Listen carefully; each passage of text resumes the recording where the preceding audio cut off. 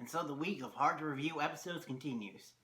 At least this time we don't have to deal with universe-ending plots and doppelgangers from another universe, though honestly at this point, I would not be surprised.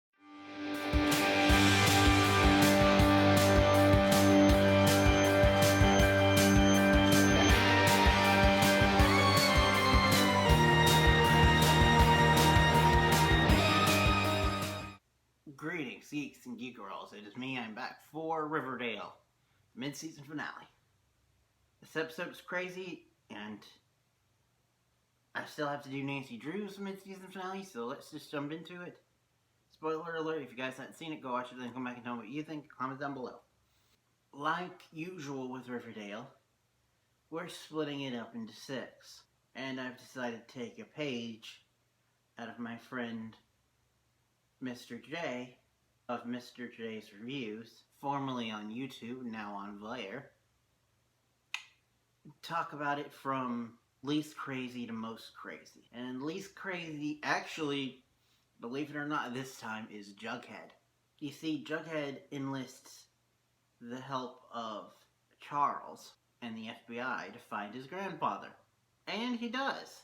And lo and behold, his grandfather is played by the apprentice from Once Upon a Time. He looks kind of Santa-ish, honestly, but that's just that dude's to go to normal. If you guys haven't seen Once Upon a Time, just now add drunkard to the mix. He talks to him and finds out the truth that technically the guy did steal the original story from Forsith the First, but he did it the legal way by buying it for a very low price. The reason why he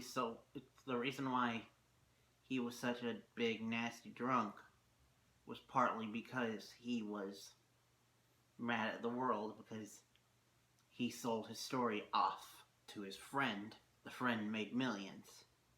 And he just seems like he's a regretful, remorseful old man, but he's also resided in his ways that he's not going to change, that the world is better without him. So even though Jughead tries to talk to him to come to see FP, who's been shot, he says no. And then the story ends with Jughead signing the official thing saying that he's going to write the next book in the series, and then he gets initiated into the Skull and Quill Society. I believe that's what they call themselves. I kind of think that this is going to be the beginning of redeeming those characters. Not the D-bag professor, but the students. Yeah. But like I said, that's the least crazy thing. Next up, I guess, let's talk about Archie. Because Archie is the apex of his story, where FP finds out that he's been the vigilante, and he's like, okay, I'll help you this one last time, but then you've got to get out and stop.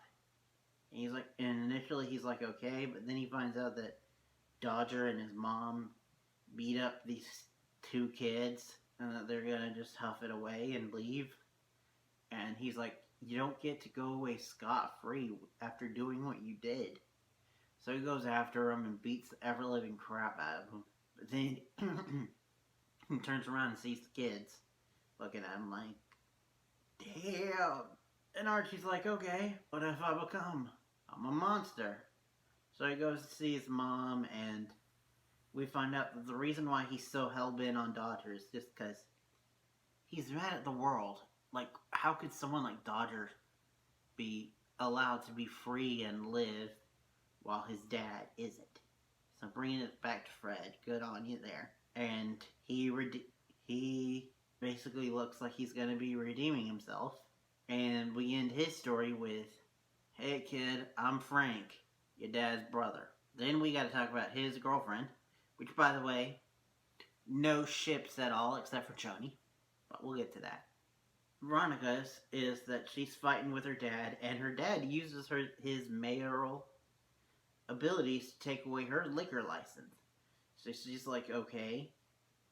First, she gets his mom involved, or Abuelita, and he kind of circumvents that by saying, "You got the recipe for my rum from my mother? Well, I patented the recipe, so if you try to use it, screw you."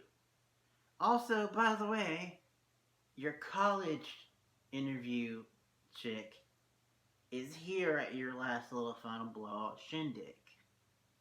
Good luck with that. She pulls off this music number of Elton John. One thing I will say about that is it's nice to see Kevin. It's not like the actor is a series regular or anything. Veronica talks to her afterwards, and it seems like it's not all hope is lost with the college director. Because, of course, then we go to who is more crazy. Okay, let's talk about Cheryl. Cheryl finally figures out that she's going to gaslight who's ever been trying to gaslight her. By that, I mean literally sets off a smoke bomb in the house, puts on a gas mask.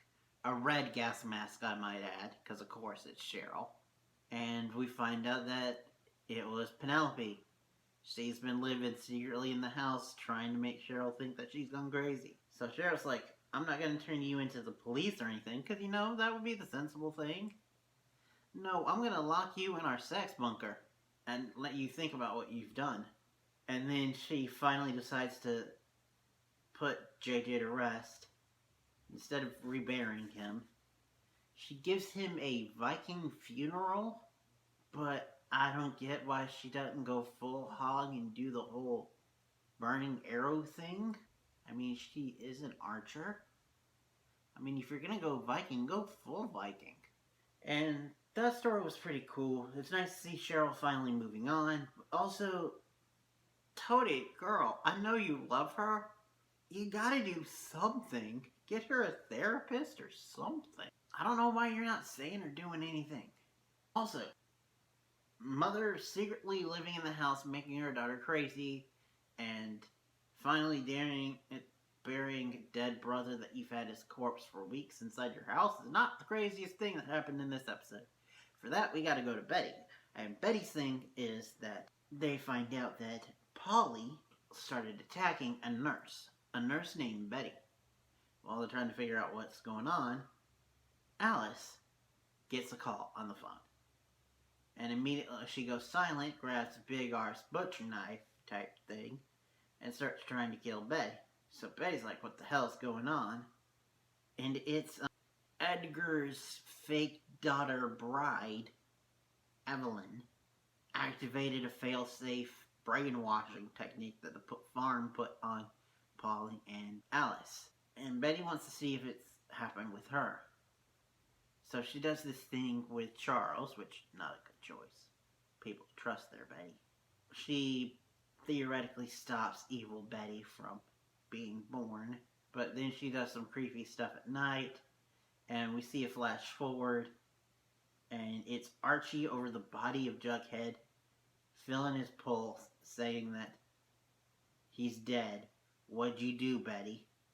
And Betty's holding a bloody rock. Yeah, I don't buy it. This is all either just in her head or a ruse.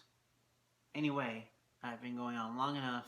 I'm going to end it there saying thank you guys for watching. Next time see me will be for Nancy Drew's mid-season finale. But that's it for now. Thank you guys for watching. Till next time and beyond.